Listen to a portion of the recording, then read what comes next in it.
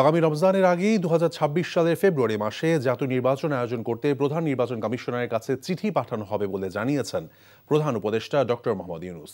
তিনি বলেন, এবার বকেয়া আনন্দ সহ মহা আনন্দে ভোট দেবে দেশের মানুষ। গণঅভ্যুত্থানের বর্ষপূর্তিতে জাতির উদ্দেশ্যে দেওয়া ভাষণে ডক্টর ইউনূস বলেছেন, ঐক্যমত্যের ভিত্তিতেই অচিরেই রাজনৈতিক দলগুলো জুলাই সনদের স্বাক্ষর করবে এবং এর বাস্তবায়নেও ঐক্যমত্যে পৌঁছাবে।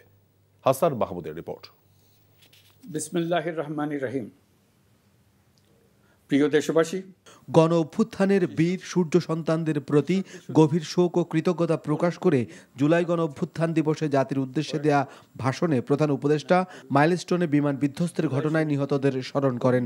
বলেন, নতুন বাংলাদেশ গড়ার প্রথম পরীক্ষায় সবাই যেন ভবিষ্যতে উত্তীর্ণ হই। যাদের তাজা রক্তের বিনিময়ে আমরা আমাদের এই অতি মূল্যবান অধিকার ফিরে পেলাম, ভোটটা দেওয়ার আগ মুহূর্তে যেন তাদের চেহারা আমাদের চোখে ভেসে ওঠে। আসুন নতুন বাংলাদেশ গড়ার প্রথম বড় পরীক্ষায় সফলভাবে উত্তীর্ণ হই। এবারের নির্বাচনে আমরা আমাদের বকেয়া আনন্দ সহ মহা আনন্দে ভোট দিতে চাই। জুলাই অভ্যুত্থানের পর অনেকটা পথ অতিক্রম করেছে দেশ। এতে শান্তি শৃঙ্খলা ফিরেছে, মূল্যস্ফীতি কমে মুদ্রাবাজার স্থিতিশীলতায় গতিশীল হয়েছে অর্থনীতি। ডক্টর ইউনূস বলেন, ফ্যাসিবাদের বিচার, সংস্কার এবং নির্বাচন, এই তিন দায়িত্ব নিয়ে কাজ করছে তার সরকার। অন্তর্বর্তী সরকারের পক্ষ থেকে আমি প্রধান নির্বাচন কমিশনারের কাছে চিঠি পাঠাবো, যেন নির্বাচন কমিশন আগামী রমজানের আগে 2026 সালের ফেব্রুয়ারি মাসে জাতীয় নির্বাচন অনুষ্ঠানের আয়োজন করেন।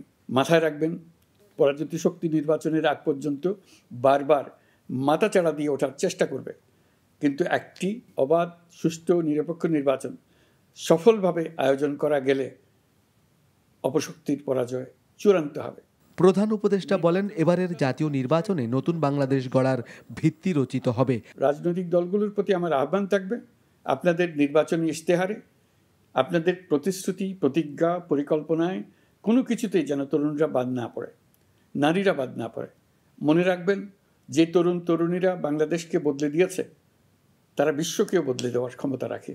জুলাই সনদকে ঐতিহাসিক অর্জন উল্লেখ করে ডক্টর ইউনূস বলেন, আমাদের নিশ্চিত করতে হবে ভবিষ্যতের কোনো সরকারই যেন আর ফ্যাসিস্ট হয়ে উঠতে না পারে।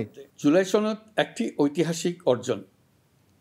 এটা শুধু আমাদের রাজনৈতিক ইতিহাসে নয়, বৃহত্তর পরিমণ্ডলের রাজনৈতিক ইতিহাসেও স্মরণীয় হয়ে থাকবে।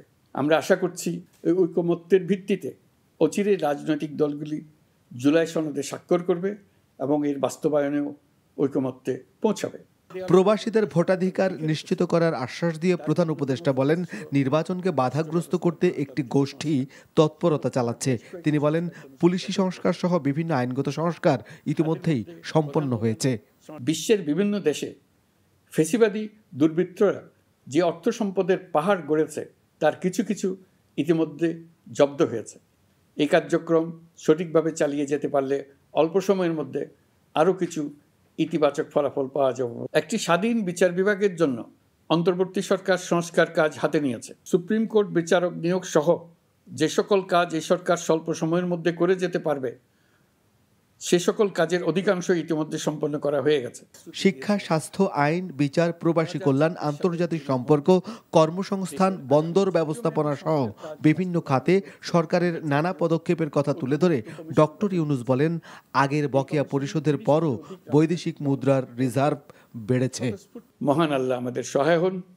Hasan Mahmud, NTV news, Dhaka. Bundle থাকলে প্রতি সেনমানিতে টাকা বাঁচবে। বিকাশ সেনমানি বান্ডিল কিনে জিতুন প্রতি লেনদেনে।